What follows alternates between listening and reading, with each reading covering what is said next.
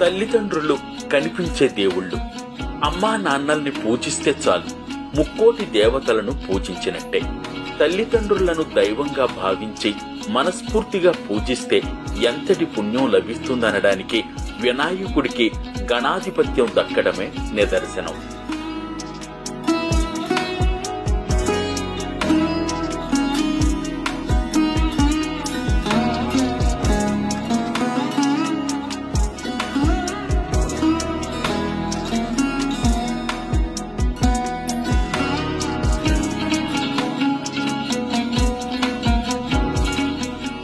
ముల్లోకాల్లోని పవిత్ర నదుల్లో స్నానం చేసి ముందుగా తిరిగొచ్చిన వారికి గణాధిపత్యం కట్టబెడతామని చెప్పడంతో కుమారస్వామి నెమలి వాహనంపై వేగంగా వెళ్లగా, వినాయకుడు మాత్రం పార్వతీ పరమేశ్వరుల చుట్టూ ప్రదక్షిణలు చేసి ముల్లోకాల్లోని నదుల్లో స్నానం చేసినంత పుణ్యం పొందుతాడు.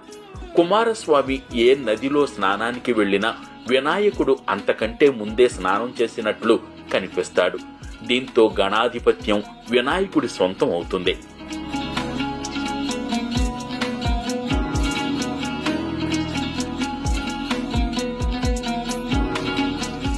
అనంతపురం జిల్లాలోని చెన్నకేశవ ఓల్డేజ్ హోమ్ ఆధ్వర్యంలో సింగరామల నియోజకవర్గం నార్పల మండలం కురగానపల్లి గ్రామ పాఠశాలలోని విద్యార్థిని విద్యార్థులతో వారి తల్లిదండ్రులకు పాదపూజ చేసి వారిని పూజించారు.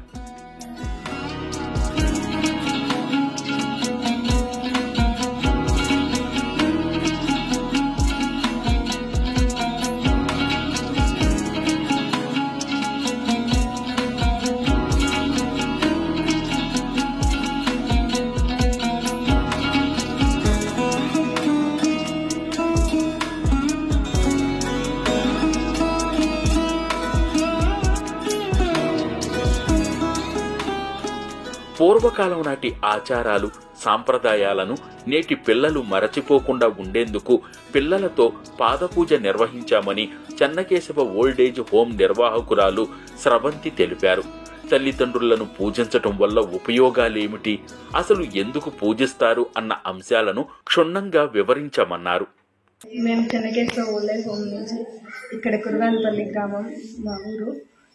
ఇక్కడ గవర్నమెంట్ పాఠశాలలో మేము పిల్లల చేత తల్లిదండ్రుల పూజ చేద్దామని పిలిపించాము. ఈరోజు మేమైతే మా స్కూల్లో పిల్లలకి మంచి చెప్తాం, మంచి నేర్పుదామనే ఉద్దేశంతో మా సేవాభావంతో ఇక్కడికి వచ్చి పిల్లలకి తల్లిదండ్రుల పాద పూజ చేయించి మనం ఎట్లా ఉండాలి, అమ్మ నాన్నలతో పిల్లలతో మనం ఎట్లా